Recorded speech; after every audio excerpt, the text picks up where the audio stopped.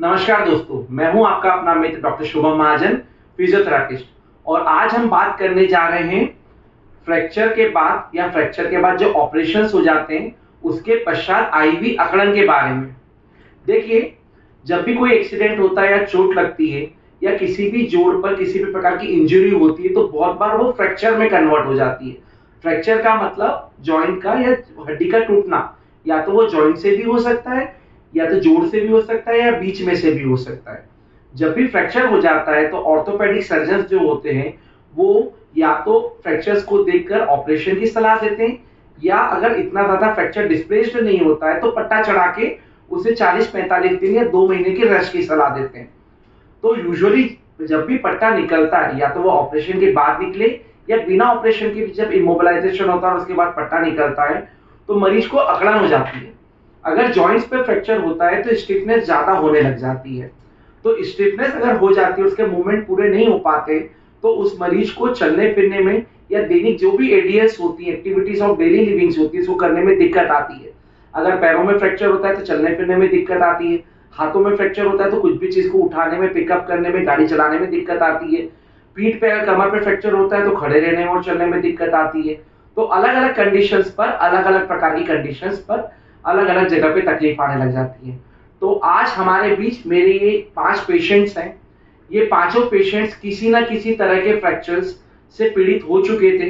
कहीं ना कहीं इनको किसी ना किसी जॉइंट पे फ्रैक्चर हुआ था। किसी को हाथ में है, किसी को घुटने पर है, किसी को कोहनी पर है। ये इनके डॉक्टर्स ने इन्हें ऑपरेशन की सलाह दी थी। इनके ऑपरेशंस हो चुके थे सक्सेसफुल। ऑपरेशंस होने के बाद में और पट्टा निकालने के बाद में इनके जॉइंट्स पे अकड़न आ गई थी। इनकी कोहनी नहीं मुड़ रही थी, किसी की कलाई नहीं चल रही थी। 2 पेशेंट्स के या 3 पेशेंट्स के घुटने नहीं प्रॉपर मुड़ रहे थे, वो चल भी नहीं पा रहे थे।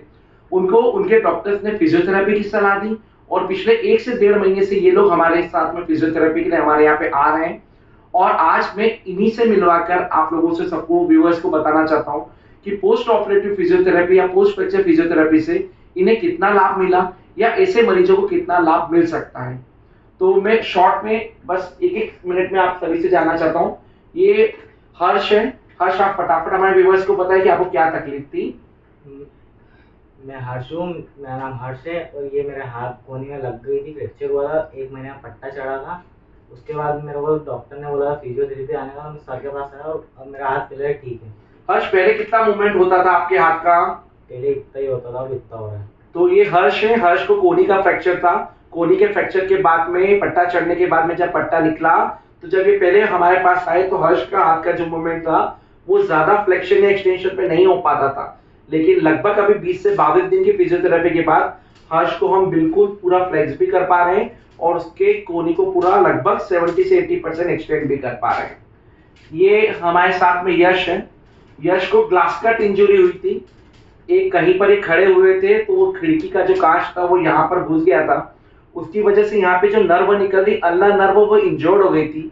इनके डॉक्टर ने अल्नर नर्व को और वहां पे जितने भी मसल्स थे उनको रिपेयर कर दिया था। रिपेयर करने के बाद कुछ समय आराम करने के बाद जब यश हमारे पास आए तो उनका हाथ बिल्कुल इस तरीके से था। और अभी 1-8 महीने की फिजियोथेरेपी के बाद आज हर्ष का जो हाथ का मूवमेंट है, हर्ष करके बताए आपकी कलाई का मूवमेंट। फिंगर्स भी लगभग पूरी फ्लैक्स हो रही है। पूरी उंगलियां खोल के बताए हर्ष, पूरी उंगलियां। ये चीटी उंगली को छोड़ दें तो लगभग पूरी उंगलियां भी अब खुलने लग गई है, ग्रिप भी करने लग गई। कलाई चला के बताएं यश, और कलाई का भी मूवमेंट इनका हो रहा है।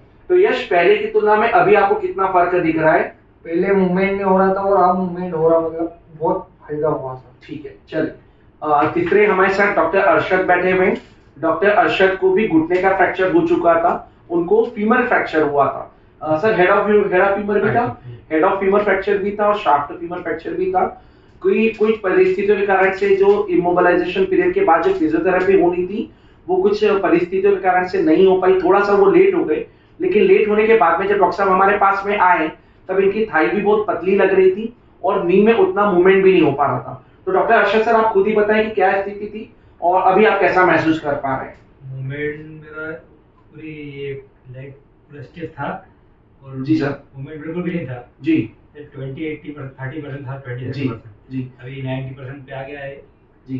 और सर का घुटना लगभग 20 से 30 डिग्री मुड़ रहा था और अभी लगभग 90 डिग्री घुटना मुड़ रहा है और उठाते समय भी पूरी मसल्स में ताकत नहीं थी और अभी हमने देखा कि इनके मसल्स के अंदर अच्छी ताकत आ गई है और अच्छे से ये अब चल फिर पा रहे हैं, इनकी एक्टिविटीज को ये कंप्लीटली कर पा रहे हैं।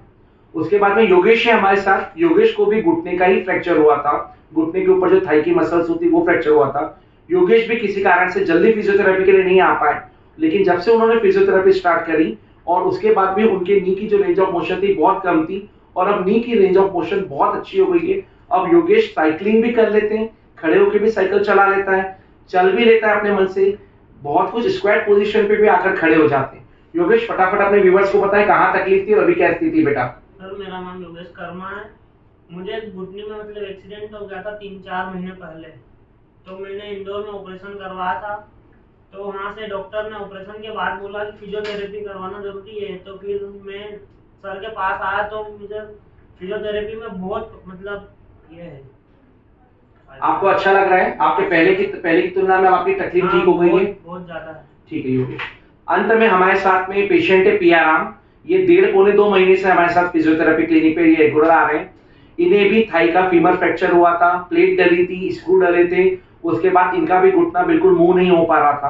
पिछले 1.5 महीने से फिजियोथेरेपी में हमारे पास आ रहे हैं और अब पिया राम खुद अपनी जुबानी से बताएंगे कि फिजियोथेरेपी के बाद में उनको कितने चेंजेस लगे और उन्हें अब कितना आराम लगा है। मैं वो प्याराम राम है। मेरी फीमर की हड्डी टूट गई थी, फिर ऑपरेशन हुआ। ऑपरेशन होने के बाद 2 महीने में आराम किया। फिर मेरा घुटना पूरी तरह से जाम हो गया था, सीधा रहा पे पूरी तरह से जाम हो गया। फिर मुझे थेरेपी के लिए बोला। फिर मैं यहाँ खरगोन आया। खरगोन आने के बाद शुभम सर से मिला। फिर शुभम सर ने देखा, बोले ठीक है। फिर शुभम सर ने बोला थेरेपी करवाओ। फिर मैं थेरेपी के लिए आया। फिर अभी लगभग 15 दिन हो गए। 15 दिन में मेरा 60% घुटना मुड़ गया है। मैं थेरेपी के लिए आता था तब मैं 2 जन को ऐसे पकड़ के आता था। अभी तो मैं ठीक है, अकेला भी चल रहा। तो मैं आप सब व्यूअर्स को यही बताना चाहता हूँ कि फ्रैक्चर बहुत कॉमन चीज है और फ्रैक्चर के बाद में अगर आप रेस्ट, आपके डॉक्टर आपको रेस्ट की सलाह देते हैं तो उसके बाद में कॉन्ट्रैक्चर्स बन जाते हैं, जॉइंट्स पे बिल्कुल अडेशंस हो जाता है, जिसके कारण से अकड़न सी आ जाती है। अगर आप घर पे एक्सरसाइज कर पा रहे हैं, स्वयं से कसरत करके अपने जॉइंट्स को मूवमेंट दे पाते हैं, अपने मसल्स में ताकत ले आ पाते हैं तो बहुत अच्छी बात है। लेकिन अगर आपका जॉइंट नहीं खुल पा रहा है, आपके मसल्स के अंदर नहीं ताकत आ पा रही है, आपका मूवमेंट प्रॉपर नहीं हो पा रहा है, या अगर आपको आपके दैनिक कार्यों में तकलीफ आ रही है, तो एक बार अपने निकटतम फिजियोथेरेपी के पास में जाकर फिजियोथेरेपी का उनका कंसल्टेशन लें। जैसे आपके फिजियोथेरेपिस्ट और ऑर्थोपेडिक डॉक्टर कहते हैं उस हिसाब से आप एक्सरसाइजेस करें और वहां पे फिजियोथेरेपी डिपार्टमेंट पे रेगुलर जाएं। आप सब अपना बहुत बहुत ध्यान रखिएगा। आप सभी को बहुत बहुत धन्यवाद। Thank you.